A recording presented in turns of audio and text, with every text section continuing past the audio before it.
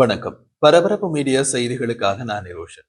சனிக்கிழமை தமிழகத்தின் கரூரில் தமிழக வெற்றிக் கழக தலைவர் நடிகர் விஜயின் பிரச்சார கூட்டத்தில் ஏற்பட்ட நெரிசலில் 41 பேர் உயிரிழந்தனர் மற்றும் பலர் காயமடைந்தனர். இந்த சம்பவம் இந்தியாவில் மட்டுமல்ல, இந்தியாவுக்கு வெளியேயும் அதிர்வலையை ஏற்படுத்தி உள்ளது.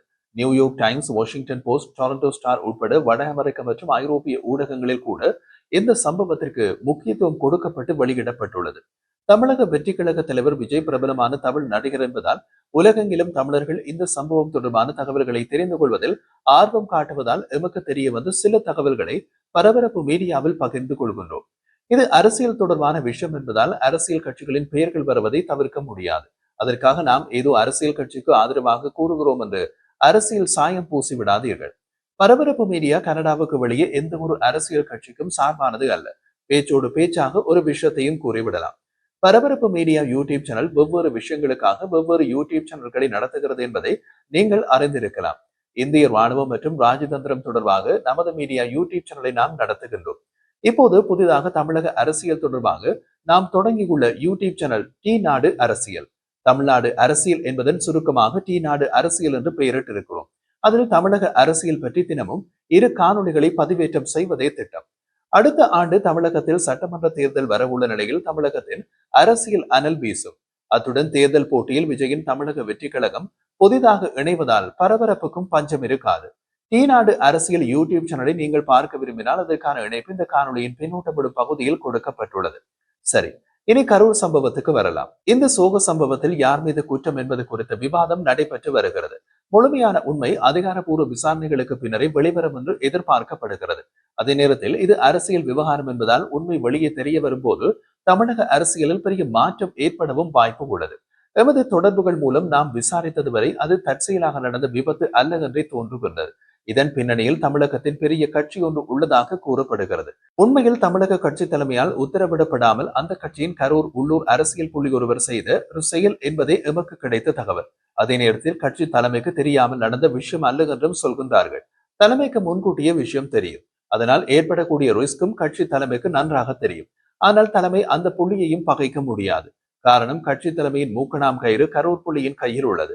மாடு எவ்வளவு உயரத்தில் இருந்தாலும் மூக்கணாம் கயிற்றை சுண்டி இழுத்தால் மாடு குப்புற விழ வேண்டியதுதான். நடந்த சம்பவம் தொடர்பாக மாநில காவல்துறையின் கூற்றுக்களை நீங்கள் கேட்டிருக்கலாம். மாநில காவல்துறையின் நம்பிக்கை இல்லை. மத்திய அரசின் சிபிஐ விசாரணை தேவை என்று கோரிக்கை வைக்கப்பட்டுள்ளது. அது தொடர்பாக முடிவெடுக்கும் அதிகாரம் மத்திய அரசின் கைகளிலேயே உள்ளது. எமக்கு கிடைத்த தகவலின்படி மத்திய அரசு இந்த விஷயத்தின் பின்னணியில் இருப்பவர்களை பகிரங்கமாக வெளிப்படுத்தவே முடிவு செய்துள்ளது. அதில் அவர்களுக்கு 2 ஆதாயங்கள் உண்டு. ஒன்று, அடுத்த ஆண்டு தமிழக சட்டமன்ற தேர்தலில் மத்தியில் உள்ள ஆளும் கட்சிக்கு தமிழகத்தில் உள்ள பிரதான எதிரிக்கு மக்கள் மத்தியில் கெட்ட பெயர் ஏற்படும். 2வது ஆதாயம், விஜயின் தமிழக வெற்றி கழகத்துடன் சாத்தியமான கூட்டணி. ஒருவேளை பாஜகவுக்கு தமிழக வெற்றி கழகத்துடன் கூட்டணி அமையாவிட்டாலும் முறையாக விசாரணை நடத்தி உண்மையை வெளியே கொண்டு வந்து மத்திய அரசு என்று நற்பெயராவது கிடைக்கும். அது அடுத்த ஆண்டு சட்டமன்ற தேர்தலில் அவர்களுக்கு உதவலாம். அதிக வாக்குகளையும் பெற்றுக் கொடுக்கலாம். கரூர் சம்பவத்தின் பின்னணியில் இருக்கலாம் என்று கூறப்படும் கட்சியின் செல்வாக்குடன் உள்ள ஒருவர் செய்த அரசியல் செல்விஷம்தான் ஒரு சோக நிகழ்வாக மாறியது என்று டெல்லி உளவுத்துறை வட்டாரங்களில் கூறப்படுகின்றது. மத்திய அரசு விசாரணையை கையில் எடுப்பதற்கு முன் சில தகவல்களை சேகரிக்க விரும்புவதாகவும் தெரிய வருகிறது. அதற்காக 3 டீம்கள் டெல்லியில் இருந்து கூறப்பட்டு கரூரை நோக்கி சென்றுள்ளன என்று எமது டெல்லி தொடர்பாளர்கள் கூறுகின்றார்கள். ஆனால் அந்த டீம்கள் கரூரில் தங்கவில்லை. காரணம், இப்போது புதிதாக கரூரில் யாராவது தங்கினால் சக்திமேன்களின் ஸ்கேனுக்கு தப்பாது. சூழ்நிலையை புரிந்து கொண்டு அடியாட்கள் அதிகம் இறக்கிவிடப்பட்டுள்ளார்கள். எமக்கு கிடைத்த தகவலை நாம் வெளிப்படையாகவே கூறுகின்றோம். எமது டெல்லி சோர்ஸ்கள் எமக்கு தெரிந்ததை நாம் வெளிப்படுத்தலாம் என்றே சொன்னார்கள். அதன் அர்த்தம் டெல்லியின் தமிழக ஆபரேஷனில் யாரும் குறுக்கிட முடியாது என்பதாக இருக்கலாம். சரி, இந்த டெல்லி டீம்கள் தமிழகத்தில் எங்கிருந்து இயங்குகின்றன? ஒரு டீம் திருச்சி கோவை பாதையில் உள்ள காங்கயம் நகரில் ஒரு பண்ணை வீட்டில் உள்ளது. காங்கயம் கரூருக்கு அருகில் உள்ளது. மற்றொரு டீம் ஆச்சரியமாக வெள்ளங்கோயில் அல்லது வெள்ளங்கோயில் என்ற இடத்தில் ஒரு தென்னந்தோக்கு மத்தியில் கூடாரம் அடித்து இருக்கின்றது. 3வது டீம் திருச்சியில் மன்னார்புரத்திற்கும் சுந்தர் நகருக்கும் இடையே உள்ள ஒரு வீட்டில் இருக்கின்றது. இது திருச்சி சென்ட்ரல் பஸ் ஸ்டாண்டில் இருந்து திருச்சி விமான நிலையம் செல்லும் பாதையில் உள்ளது. நாங்கள் கனடாவில் இருக்கின்றோம். நீங்கள் திருச்சியில் இருந்தால் நாம் கூறும் தகவல்கள் சரியா என்பதை பின்னூட்டத்தில் குறிப்பிடுங்கள். டெல்லியில் உள்ளவர்கள் குறிப்பிடும் மன்னார்புரம் என்ற இடம் திருச்சி ரயில்வே நிலையத்திற்கு பின்புறத்தில் இருக்கின்றது. இந்த மூன்று குழுக்களும் கரூரில் நடிகர் விஜயின் கூட்டத்தில் நடந்த அசம்பாவிதம் தொடர்பாக சற்று தீவிரமான தகவல் சேகரிப்பில் இறங்கியுள்ளதாக தெரிய வருகின்றது. மத்திய அரசு இதில் குற்றம் செய்த முக்கிய தரப்பு நெருங்கிவிட்டதாகவும் தெரிகின்றது. அடுத்து ஆதாரங்களை திரட்டுவார்கள். சென்னை பிரமுகர்களுக்கும் டெல்லியில் தொடர்புகள் ஒன்று. எம்மை போல உளவுத்துறை தொடர்புகள் இல்லாவிட்டாலும் அவர்களுக்கு தொடர்புகள் அரசியல் தொடர்புகள்.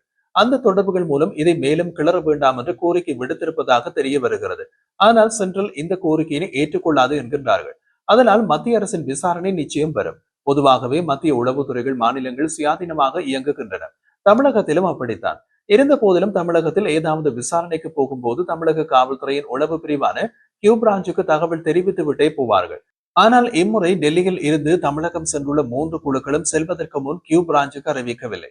அதற்காக விஷயம் கியூ பிரான்ச்சுக்கு தெரியாது என்று அர்த்தமில்லை. அவர்கள் இவர்களை உளவு பார்ப்பார்கள், இவர்கள் அவர்களை உளவு பார்ப்பார்கள். இதெல்லாம் சகஜம். நடிகர் விஜயின் தமிழக வெற்றி கழகம் கட்சியை தொடங்கியதிலிருந்து கட்சிக்கு கிடைத்து வரும் மகத்தான வரவேற்பு தமிழகத்தில் அனைத்து கட்சிகளுக்கும் வயிற்றை கலக்கும் சமாச்சாரம் தான். அதுவும் சனிக்கிழமையில் விஜயின் தேர்தல் பிரச்சாரத்துக்கு திரளும் மக்கள் தொகை மத்திய கட்சிகளுக்கு ஒரு நடுக்கத்தை ஏற்படுத்தக்கூடியது.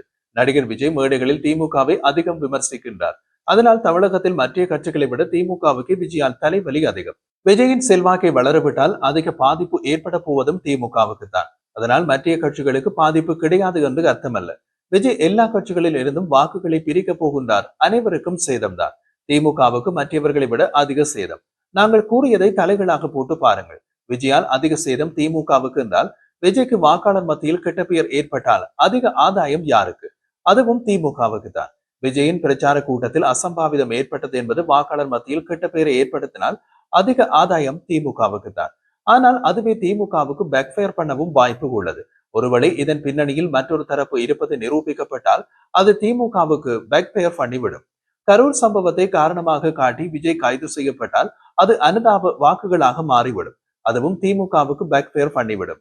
திமுக அதிமுக இரண்டுமே சினிமாவை வைத்து வளர்ந்த கட்சிகள்.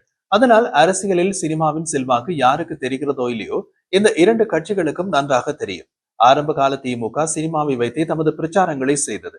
அறிஞர் அண்ணா ஒரே ஒரு படம் தணிக்கை செய்யாமல் வெளியிட விடுங்கள், ஆட்சியினை பிடித்து காட்டுகிறேன் என்றார். அவரின் எழுத்தின் சக்தி அப்படி. தணிக்கை செய்தும் ஆட்சியை பிடித்தார். விஜய் சினிமாவில் உச்ச செல்வாக்கில் உள்ள நடிகர். அந்த செல்வாக்கு எந்தளவு வாக்குகளாக மாறலாம் என்ற சாத்தியம் திமுகவுக்கு நன்றாகவே தெரியும். விஜயின் வெற்றி எந்த அளவுக்கு இருக்கலாம் என்பது யாராலும் கணித்து கூற முடியாது. காரணம் அவரோ அவரது கட்சியோ எந்த ஒரு தேர்தலிலும் இதுவரை போட்டியிடவில்லை.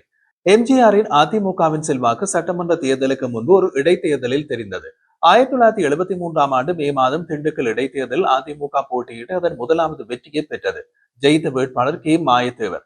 அதுபோல முன் அறிகுறி எதுவும் இல்லாமல் விஜயின் தமிழக வெற்றி கழகம் அடுத்த ஆண்டு நேரடியாக சட்டமன்ற தேர்தலில் போட்டியிட போகின்றது.